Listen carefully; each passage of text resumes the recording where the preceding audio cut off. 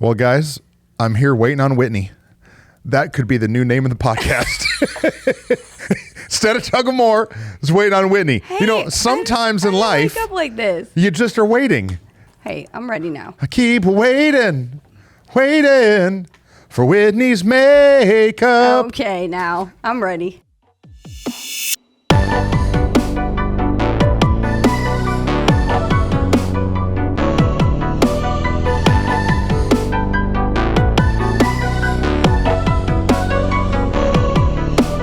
Welcome to Tug of More. You got it? I got it. I'm ready. It's all good? I don't know. Whew. Welcome to Tug of More.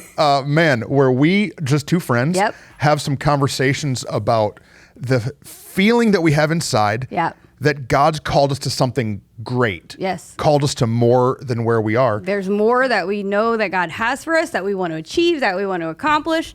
But it's a fight to get there. It's not just like we just stumble into it. We have to tug and push and pull and fight. And so we talk about it every week. Yeah. The struggles that we find. Yeah, you feel like there's something big for you. Yeah. But there's a lot of hurdles before you get there. Absolutely. And so over the last couple months, we've been sitting down here at the table and having conversations about the Tug of More. And we've got some great content that's already out there. That's right. But if you're new, man, we're glad that you're a part of the Tug of More team. That's right. That you're grabbing on the rope and tugging towards more. But click back in the episode, see if there's anything that speaks to you, and share it out. Yeah. If you've got a friend that you think could really learn from this idea or that concept, share it. If you have any questions, hit us up. Would love to hear, like, what else can we talk about? Right. What else are you struggling with maybe in your tug towards more? I think that for us, a lot of our content is things that we're like stepping into, that we're doing, that we're pushing after. Real-time situations that we're trying to learn And I think that that's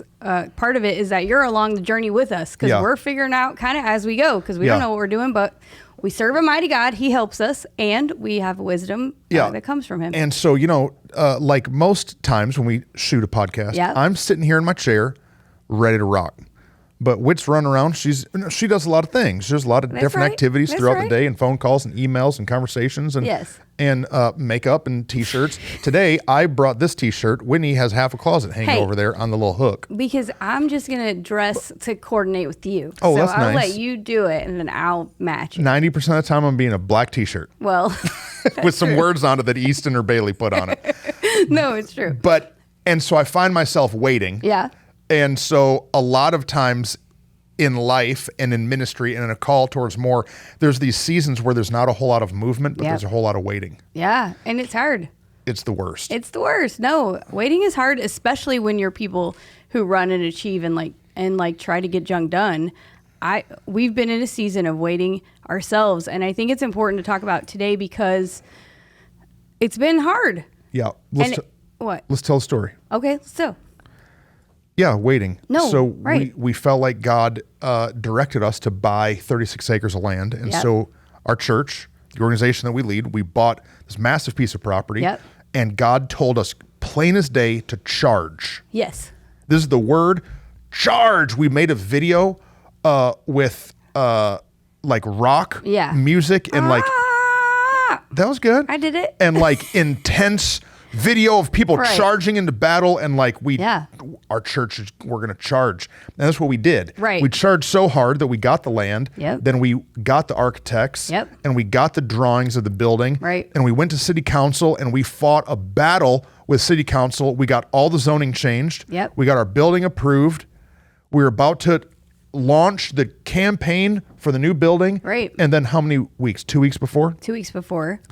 2 weeks before, Whitney and I go and have lunch. And I didn't have peace about the whole thing, and neither did she, but we hadn't really sat down and talked about it. Right. And we talked about it and realized that God was hitting the pause button on our plan. Yeah.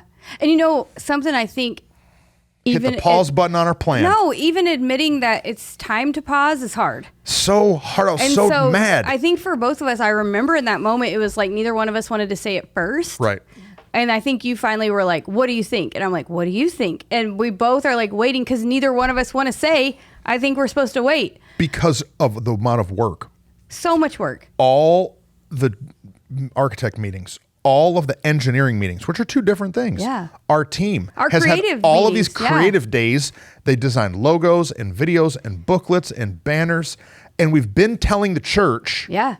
I've been getting up for 2 years. Yeah. This is what we're doing. We're going to charge. I'm literally carrying spears and junk out on stage, talking about how we're going to take the city. Yeah. And then now we're on the precipice of the moment. Yeah. And God tells me to hit pause. Right. And I'm still not happy about it. No, it's hard. It's a giant mindset shift. And then it's a giant like daily shift. I think that then after that, we were kind of like, well, now what do we do? Yeah.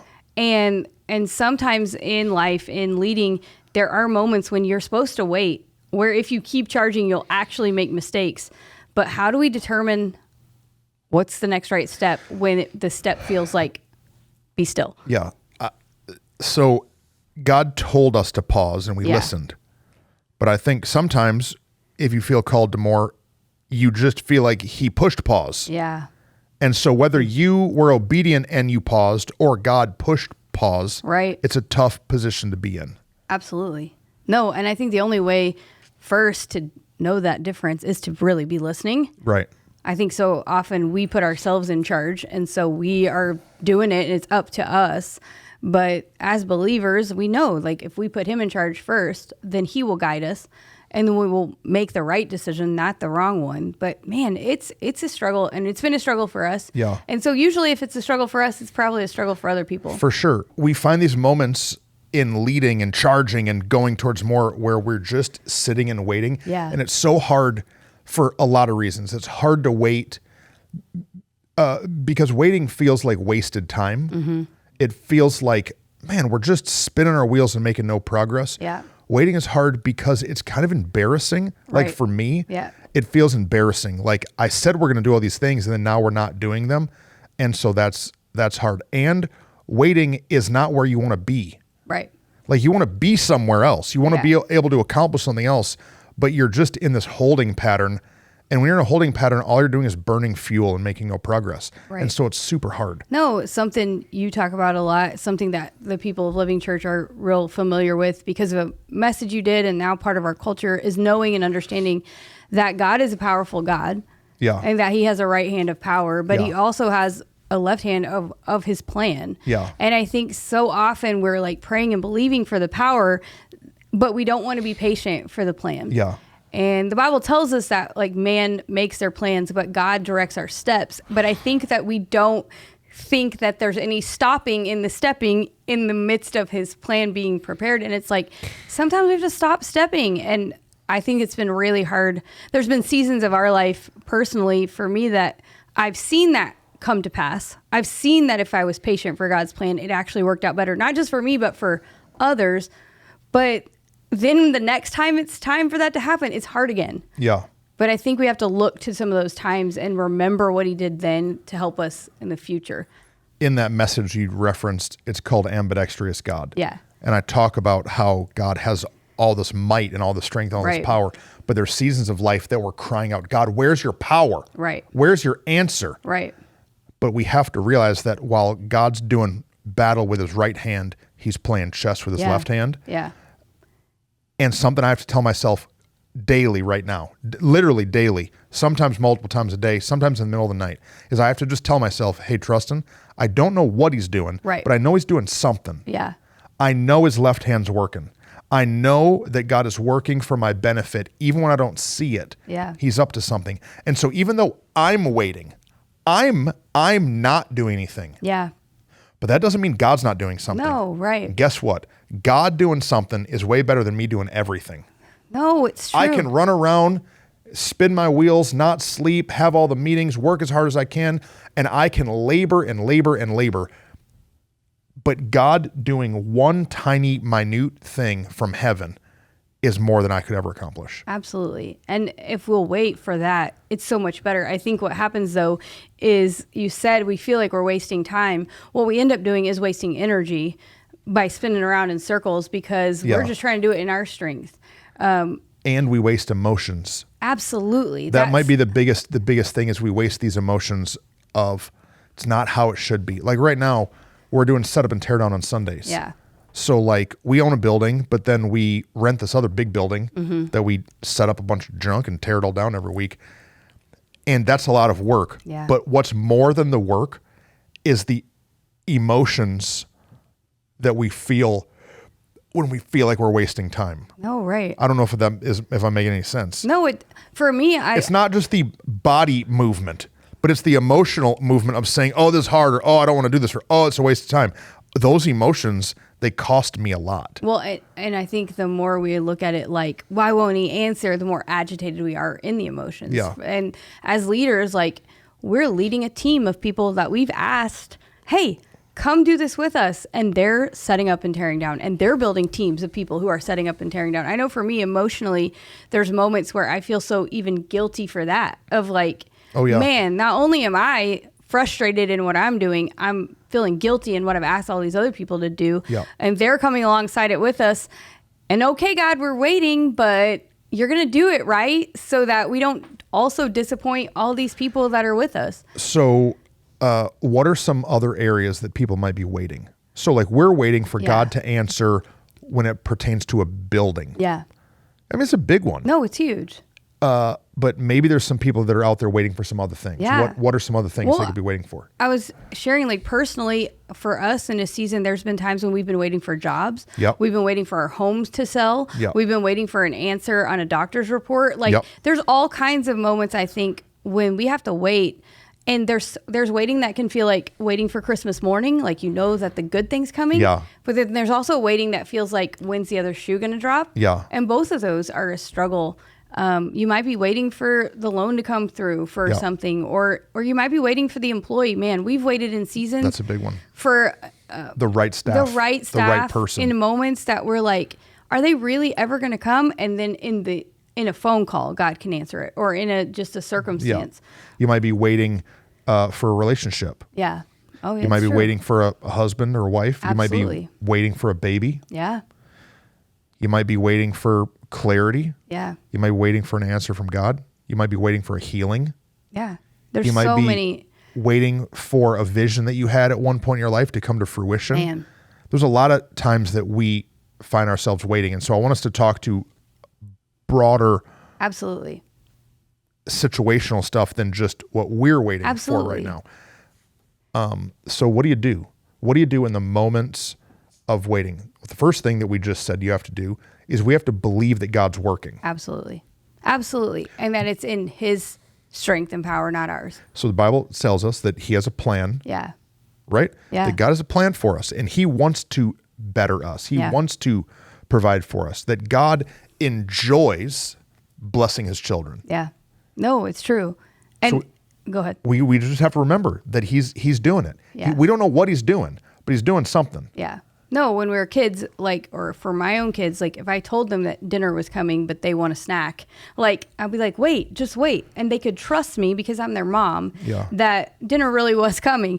But I think sometimes we forget as adult humans, like we put our trust in our Heavenly Father. If he's really good and we know that he is, he's going to do what he says he's going to do. Yeah. But I think I know for me, I've failed a bunch of times and I failed at trusting that he really was. And I've looked at moments, I remember seasons when Aaron was without a full-time job where I literally would grab his phone multiple hours in my day. I would let it consume my day of like, did they call? Did they call? Are they going to call? Right. When are they going to? I would look at the phone like, ring. Are you going to ring? I've wasted all this emotional energy because I couldn't just trust that God was going to do it. We're trying to will it to happen. Yeah. But it's his will, so it will happen. Right. Nothing can stop God's plan. No. And so there's like a rest that has to happen that we have to not do. Yeah. And it's hard. If you're a personality like us, that you're a driver, pusher, mover, it's hard to not do when God tells you to wait. And it's hard to not doubt if you're doing all that you can.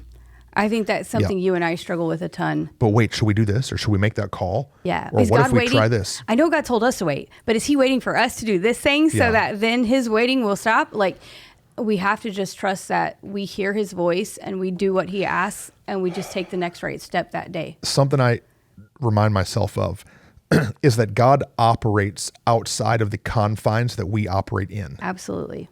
So I operate inside the confine of time. Mm-hmm. I only have 24 hours in a day. I have to sleep some of those. I have other commitments in my life. Yeah.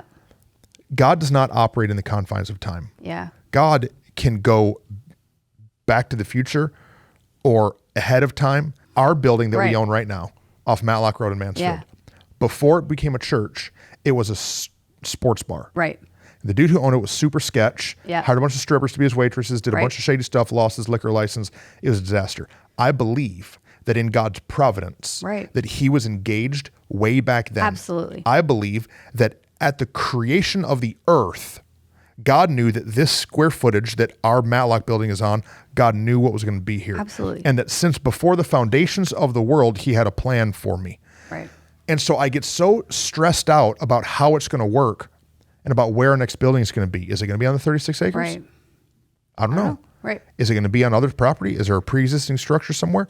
I don't know. Right. I get so stressed out about what it's going to be. But when I can just remember that when God spoke in Genesis 1 and made the earth, he knew where Trust and Baba would have a church building for a certain amount of years to be a leader. No, it's true. And then nothing's going to stop that except me screwing up my whole life. No, it's true. I think about it so often. And in this season, I've been reminded of really the season that brought my family here to Mansfield and to what I believe is the providence of my life, doing this and being a part of God's house here. And that Aaron had gotten a job in one city and we were trying to sell our house for 9 months, absurd amount of time in a neighborhood that normally you couldn't. It wasn't in a bad season. It wasn't in like an economic downturn. We couldn't sell it. And I remember we had some friends of a friend's who, for one like weekend, were like, oh, we're going to buy it. This is the plan. And they had this whole thing and then it fell through. And I remember being so devastated, like, what? And we waited and I was so frustrated and I was so like, God, are you really going to do it? And then when that happened and it fell through, it felt like, what did we do wrong? How did we mishear it? How did we misunderstand? Well, what we didn't know was that within a month later, there was a family that was moving to town. And behind our house was a church, not a church that we were part of, but another church that was there. And that church was looking for a youth pastor. And what we didn't know was that within a month, that youth pastor needed a house so that he could be the youth pastor of that church. And they came and they bought our house. What we also didn't know was within that next month, the city of Fort Worth was going to call my husband and say, hey, we'd like you to interview for this position and come down. And we were actually, instead of moving to the city we thought we were going to move, we were going to move to the city here in Fort Worth and be a part. What we didn't know is within this next month that God was going to shift and move some things, not just for our behalf, but for that family's behalf, for the city of Fort Worth's behalf, honestly, for the future, for Living Church's behalf. What we couldn't see in that time was all the things he was moving and working, not just for our good, but for everyone's good.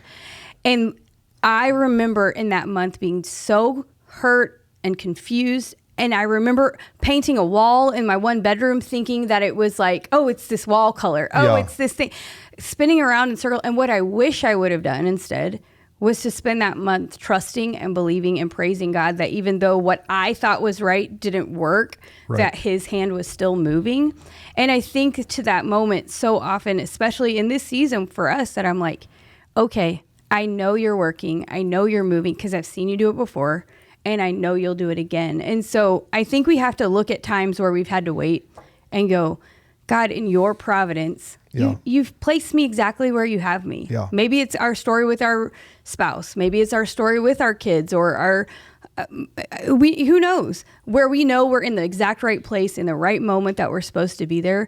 And if he can do these small little things, of course he's going to do it for the giant things in our lives. God is playing the most epic cosmic game of chess. He really is. That is so deep we can't even comprehend it. No. We play chess on a one-dimensional board, but he plays it on a multi-level generational. I literally see it. Like it's like this and board. this. It's so big and so because he cares about all of us. Because he never takes from one thing to leave a void somewhere else. Right. No, right. We think that. If I have to pay a bill, that means I no longer have that money in my account. Right. I operate from a deficit, but God does not operate from deficit. No. So like he's going to do it, man. Yeah. I don't know what you're waiting for or what you're stressed out about, but God's working. Right. He's working and it's coming. It might not be in your timeline. The funny thing about us and for me is the fastest place somewhere is a straight line. Right. That's the fastest place. If I'm driving to my house, I'm going down Matlock and hitting Debbie and going to my house. I'm not hitting a lady named Debbie. There's a road here in Mansfield called Debbie. That's an important delineation. Yeah.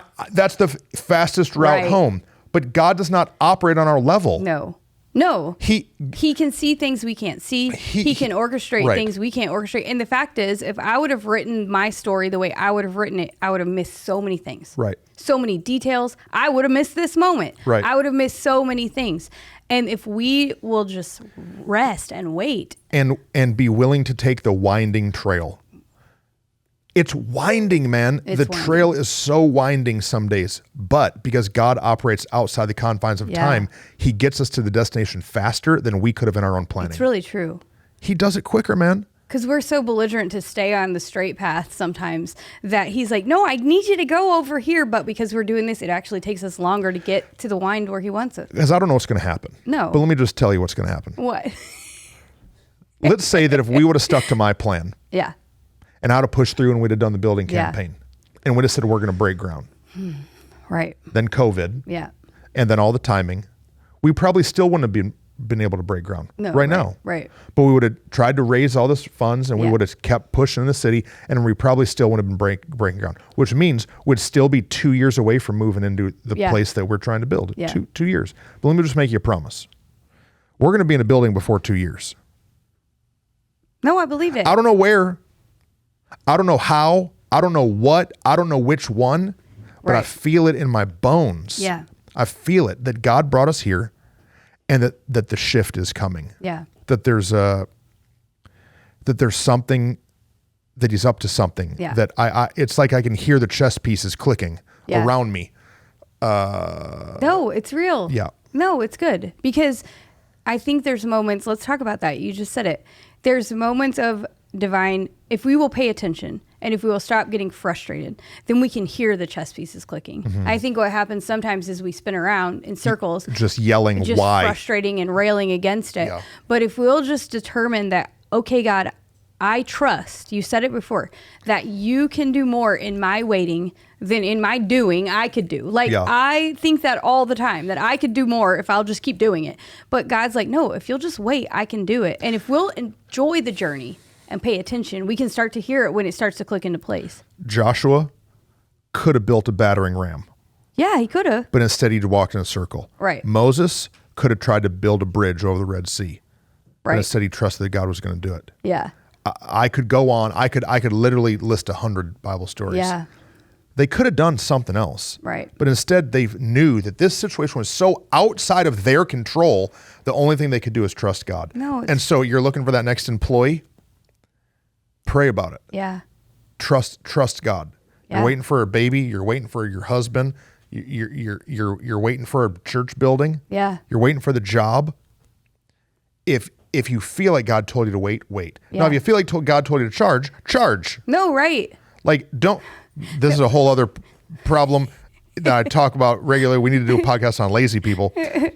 Don't just be lazy in God's goodness. Right. Don't just be lazy and be like, well, God's going to do it. No. You got to apply for the job. Nothing happens in heaven. Right. Nothing happens in heaven that isn't released on earth, right. which is kind of the next idea. So we know that God's working. Right. We trust him in the process. We calm the junk down and know that he's doing it. But I think that while we're waiting, we can still speak things into existence. Because you notice what I just did? Yeah. Right. I just spoke to something that wasn't as though it was. And guess what? It's going to become. Yeah. Why? There's life and death in the power of this tongue. Not just my tongue, your tongue. There's life and death. Right. And we can spend so much time talking about the what ifs and it won't and it's hard and I can't. Well, if we'd shut up for a minute and believe that God's promise for us is true and start speaking what we believe, heaven will unlock for us. No, I think that's really important. It's something you and I do consistently. Is there'll be times where we'll say, okay, let's stop and let's speak out what we believe God's going to do here. Yeah. And we're not begging God. No. It's not about, you don't have to beg your Father. You just speak it out in faith. And I'm not speaking and say, God, you're going to, the employee that we need is coming.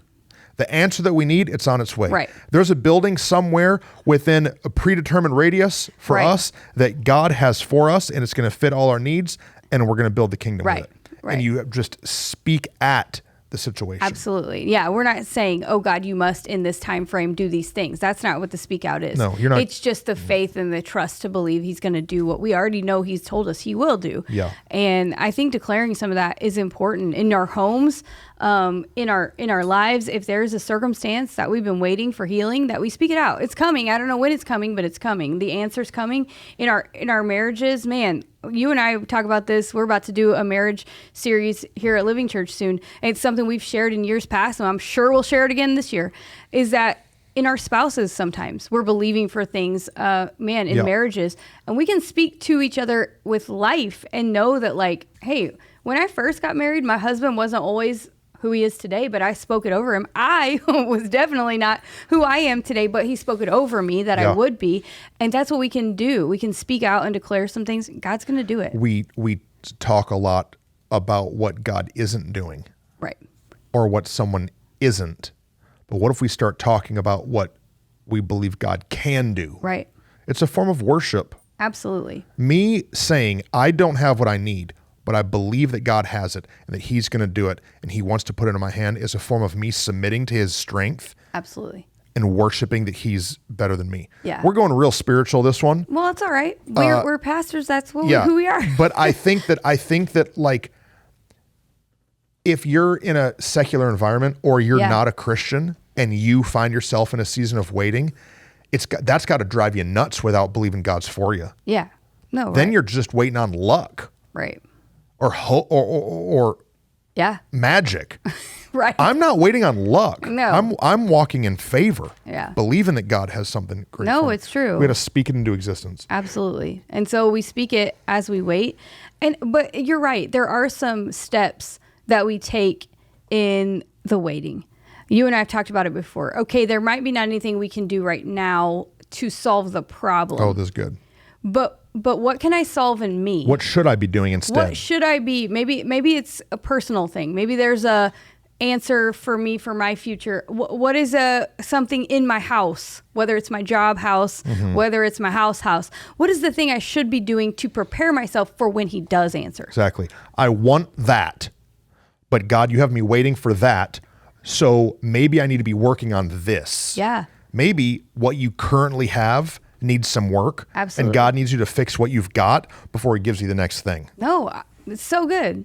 And I can even speak to it practically here. So for us, we've been working on refining our finances at Living Church. We've always had, in the last 5 years anyway, since you've been lead pastor, we've always had budgets and structures and plans, but they can always be better. So Always. we've been working with a couple of different people, some CPAs, a different finance group, to try to really hone them and make them better. We've been working with our team this summer. They were on a spending freeze of they had to get approval for things because we wanted to make sure that when God does give us the answer, that we're ready to step into it. And our team all the time, we've restructured some different areas and departments to say, okay, you're answering to this, you're answering to that. While we're in a season of setup and teardown, we're going to shift how we do it in our team and the way they do it, because we want to make sure that we're ready when the moment breaks of what God does. And I think there's all kind of areas that translates in our life. Because if we were in the building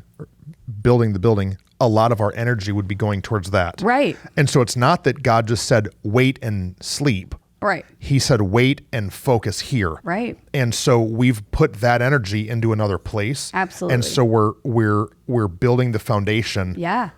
So that he can build the new thing, the next thing on top of it. I think that's really good. And so if you're praying for a spouse, it's time to work on you. Right. If you're praying for a baby, it's time to work on your marriage. Right. Right. If you're praying for ready for when that answer comes. Yeah. You got to get your finances in order if you want to go to that next level. I said it in my message Sunday that God won't out-bless our foolish spending. Right. No, it's and that's true in businesses too. No, it's true. That we've got to be in order. Yeah. No. And I think we can start to spin in the wrong direction if we're not intentional to go, okay, God, again, it's spiritual, but it's real. While we're waiting, show us and reveal what we can work on here. Yeah. And I think we've done that this summer in our personal lives with finding rest and balance. We've done that in our business here, trying to find it. We can do that in our emotions. We talk about our emotional health a ton. Yeah. But like, what are some of those triggers for me in that season of waiting with our family and our life? I recognized some emotional triggers in me that I was like, I should work on that because that's there. If it's there now, it's definitely going to be there later. Yeah. And so I think we're not what you said. We're not waiting and sleeping. We're not waiting and just resting completely. We're still doing junk. Yeah. It's important. Yeah. It's really good. So while you're waiting and the timing isn't what you want it to be, it's easy to get discouraged. Yeah. It's real easy to feel like, well, God doesn't care. Yeah. Or this is not going how I thought. Yeah. And so how do we navigate that discouragement?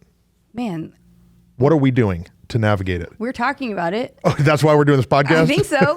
Part of it, no, but I think so. I mean, we've talked not only to each other, but like with our spouses. We've talked through it with our team in different moments and seasons. You know, we say, like David says, like in the Bible, sometimes you have to encourage yourself, but sometimes you get defeated and you need other people to help encourage you. And so we've had to make lists of what we're doing good, like where we're winning, because it's real easy to start to look at where we feel like we're not yet. And so like, I know for our team, Easton and Bailey, they're super creative and they want everything to be as creative as it can be and as ready and refined. But right now they're troubleshooting a lot because we're doing setup and tear down. They're having to unplug cords and replug them in every week. And so like, they don't get yet to be as creative as they want to be. Right. However, there's been some really creative things they've been able to do in this last season. We just did a revival series season that was so incredible. We've done some revival SummerSlam. It was so good.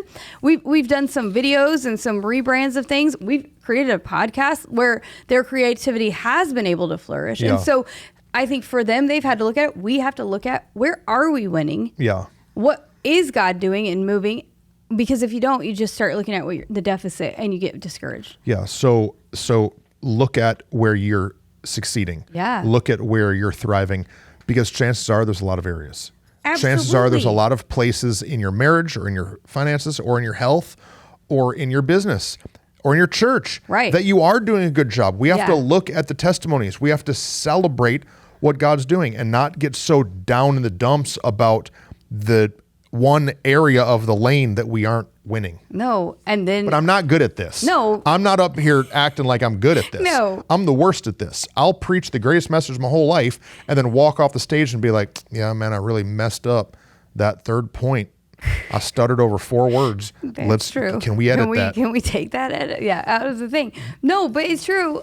But you've had also in those seasons to go, let's then do that. We took a time just a week ago with our team to celebrate all God's done over the summer. Why? Not because you and I were like in the super party celebration mood. No. But because we were being strategic to know if we will celebrate what God's doing, then on those hard days, we'll remember, oh yeah, but this person's life was changed. Oh yeah, but this family has now had a season of like redemption and reconciliation. Oh yeah, that's because we did this hard thing. Yep. And so not only do you have to identify it, then you have to speak it to each other so that in moments when we're discouraged, we can go, yeah, but remember the thing. Yeah. It's so important. So you remember it. And then sometimes you just reference David, but you've got to take some time to encourage yourself. Sometimes when things start to feel heavy, we get in our head and we start to make them heavier than they really are. Yeah. We start to get them heavier than they really are. Absolutely. But we have to take our thoughts captive. We have to realize that we have terroristic thoughts running around our brain telling us that things are burning down. Right. Telling us that this is too heavy, it's too hard, it's been too long, I'm out of patience. But in those moments, we have to say, wait a minute. I'm okay. Yep. I'm okay. When I'm at the gym doing a workout, sometimes the guy I work out with, he has me do a bunch of weird workouts. Yeah. Sometimes we're just lifting weights and I'm fine. Right. Sometimes he's got me rolling around on the ground and swinging junk and jumping on boxes and stuff. And I get all out of breath. And every once in a while, I just have to tell myself, I have to stop and I have to say, wait, I'm okay. Right. I can breathe. I'm fine. Right. I do not need to quit or lay on the ground or hit this dude. just you're fine. But what happens is you just get all worked up, not even in your body, but in your emotions. No. And you think it's too hard. This is too hard. I'm so uncomfortable. And when you start feeling really uncomfortable, you start wanting to quit. Yeah, you just said it. But if you could just capture those feelings right. and stay faithful, then you won't quit. No, I think that's a huge piece that you and I have seen as we've been leaders and pastors a long time, is that people get really uncomfortable in the waiting. They get really discouraged, frustrated, or just think it's awkward or whatever. You even said the word embarrassing. Like for you and I, there's been seasons we've had to fight. Yeah. What we're doing is weird, it's weird. And different. And so maybe everyone's laughing at us. Who cares? It's what God said. But I think so often people quit in the waiting. And if they just would have waited 5 more minutes, God would have come through. And man, it's such a good thing what you're saying, that I feel like we have to give it a second to understand, like, the enemy wants to steal, kill, and destroy our life. And if he can not get us to like sin and fall apart, he might just discourage us and get us to quit. For sure. And so in the waiting, don't quit. Don't quit. Yeah. Like, don't let yourself get to a place where you don't recognize God's goodness in his hand. And instead you feel like, never mind, he must have forgot about me. I feel like I forgot about me. Whatever it is, never mind, I'm walking away from it. I think that can happen. That's some good stuff. No, it can happen so often. Some of y'all need to rewind that last 5 minutes to listen to all that again. Yeah, don't quit, y'all. Yeah. It's really good. So something that I have a problem with is that I like to count my chickens before they hatch. Oh, man. I guess, I'm an optimist, I guess. Yes, this is why. Okay, I'm an optimist, so I think it's going to be great. I'm like, oh, this is it. This is the person. If we just hire this guy, it's going to revolutionize the whole thing. Yes. Do you realize what we can do if we just hire this one person? Yeah. This building, this one, that's it. Do you know how many houses? I was going to tell it, but it's your story, so you tell it. God, Rachel and I were looking to buy a house in Mansfield.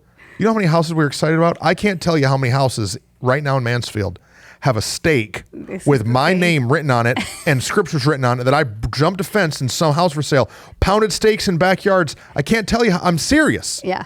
Is there one in your actual house, though? Nope. I knew it. There's property I've Jericho'd marched for 7 days, getting bit by ants and hornets chasing us around. But we believe it because we're like, once we know God's doing it and this seems right. So, oh man, it must be. And so I count my chickens. If you don't know what that saying means, I guess it's like from a chicken farmer. Shout out. And so it's from a chicken farmer that they have their eggs. Yeah. And they believe that some of them are going to turn into chickens, but they just stay an egg. And I guess the chicken's more valuable than the egg. And so they count their eggs. No, they count their eggs and they assume they're going to get this many chickens out of the eggs. And then they get all discouraged because only half of them hatch. God, only half of them hatch. And there's not a stake in the house that you actually own. Yeah, that's a great. I actually said it last night. I was like saying, man, I was saying that we count our chickens, and I said, I know Truston has even. Said that too, Aaron. It's so funny. I know he's even put stakes in the ground of places, and so like I believe it with all my heart. But then I'm like, do I put stakes in the ground or do we wait? And man, it's hard. Because it's hard when you do that. Then you get more discouraged. Yeah. Because you think, well, never mind the thing I thought, and God's up there. I think he's like, y'all are cute. Don't you think? Y'all are cute. But then there's the balance of like, I'm going to keep having faith. Oh, absolutely. And I'm going to keep Jericho marching junk. Absolutely. And I'm going to keep pounding stakes in the ground. And I'm going to do everything I can to take authority. Yeah. The Bible says that everywhere you place your foot, God's going to give it to you. So I'm going to go stomp around town and claim some stuff. But it's a mind shift of understanding you're doing it as an act of worship. Rather than you're not trying to manipulate God. I'm going to force you're not God. Trying to manipulate. I mean, maybe in certain seasons of our life we were trying to. Oh yeah. But now we do it as a declaration of like, God, whatever it is, we're trusting you, right? Yeah. Or we try anyway. But do we have anything to say to people that count their chickens before they hatch and get discouraged? I don't think we do. We don't know what. We're not good at it yet. No, even just last week there were some things that we were talking about, and I was like, but I don't want to keep talking because I'm so excited. Yeah. but I don't have a reason to be excited yet. And so it's like, why do I do that? I do it about little things and big things. You know why? Because we're waiting for God to swoop in and blow that junk up. Yeah. And we're waiting for the what's it called in music when it like it's the like crescendo? techno? No, it's like techno music.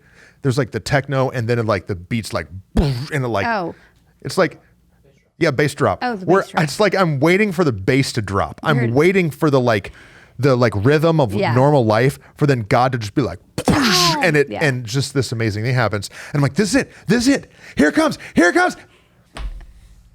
And then it goes like back into the chorus or something, and I'm like, fail, hate this song. Yeah, it's the worst song ever. No, you're right. I don't know if we have anything to say other than what you just said. Even when it doesn't work, just keep believing. Isn't that a Journey song you like? Don't stop believing or something? Don't stop. There it is. Believe. Yes, but it's true. Sometimes I listen to it and I cry. Hey, I promise. There's a lot of worship songs. There's a lot of songs that aren't worship songs that I sing as worship songs. Yeah, no. You know one that I sing as a worship song, kind of? Highway to Hell. I'm on a high. But see, I'm not going to hell. No. I'm going to fight hell. Yeah, you're going to There's shut a couple hell of them. up. There's a That's couple right. of them that are kind of weird. No, it's true. I don't know if we Sometimes have anything. Wayne and I say something, and these two chuckleheads, they about fall out of their chair because they don't know what we're talking about. What? No, we just have to, I think, keep counting them even if they don't hatch. I don't know what to tell you. It's because we're similar personalities, so that's why. Okay, next. What's the other one? So how do you start to step into moments that you think it's God doing something? So God tells you to wait, or he has you positioned in a season of waiting. Yeah.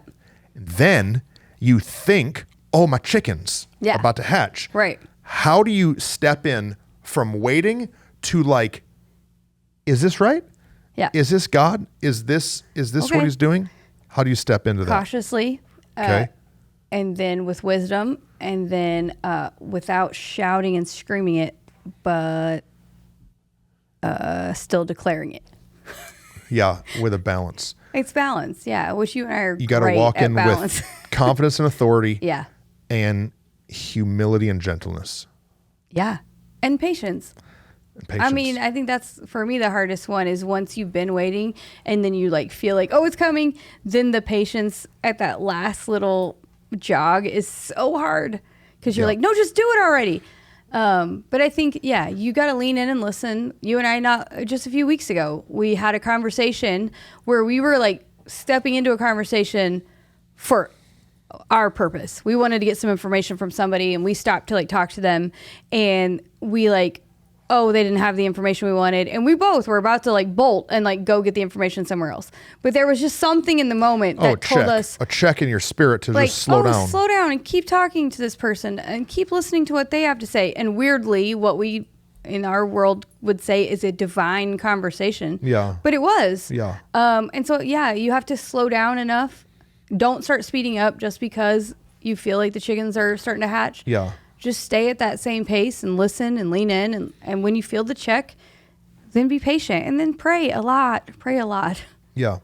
Pray about it. No, I think trust that God will do it. Yeah. Say more about counsel. it. Say more about the words you said, because I think that needs clarity and explanation for people. The wisdom and the, what did you say? You said with confidence and authority and with. Yeah. So when you feel like the door's opening. Yeah. Just don't be vague is what I mean. Okay. When you feel like the door's opening for the next thing.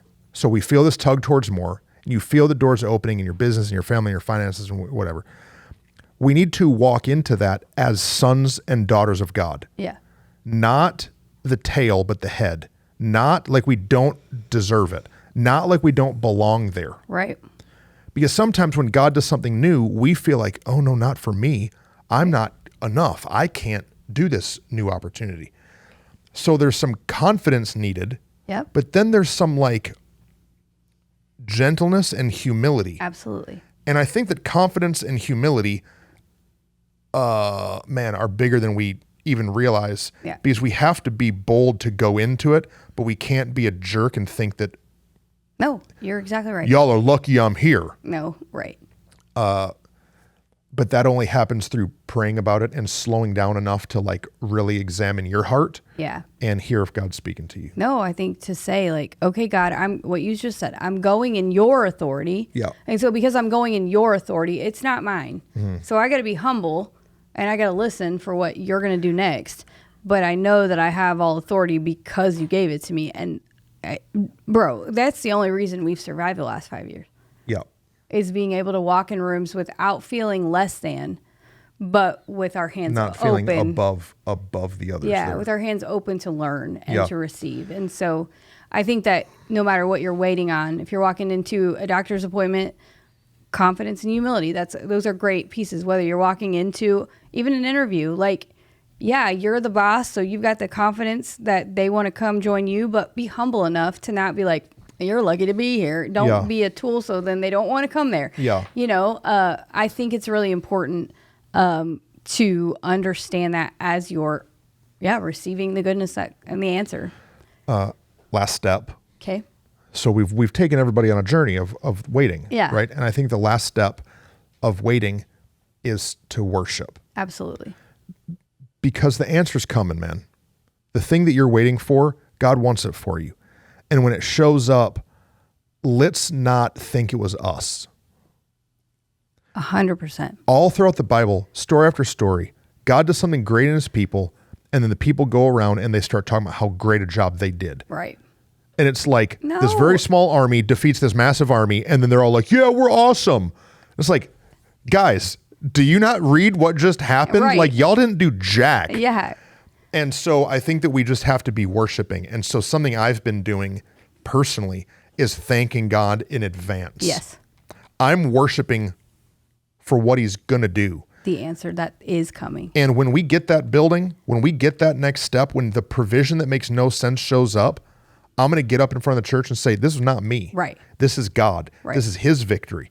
I'm just along for the ride. No, and I think the more we're willing to do that, the more he's willing to step in and keep giving us the answers. You said he won't bless us beyond our foolishness, but man, in the same way, like to whom much is given, much is required. So as we declare, as we give praise, as we do it, like he's saying, oh, you're good stewards. And so if I can trust you with this little bit, I can trust you with the next step, and I can trust you with the next one. And so we're all on a journey of more. Yeah. And if we want to keep tugging into all God has for us, because the answer to the building is not the only answer we're ever going to need. For sure. There's a whole lot we're going to need after that. Yeah. And You just gave me a giant thought in my head. What?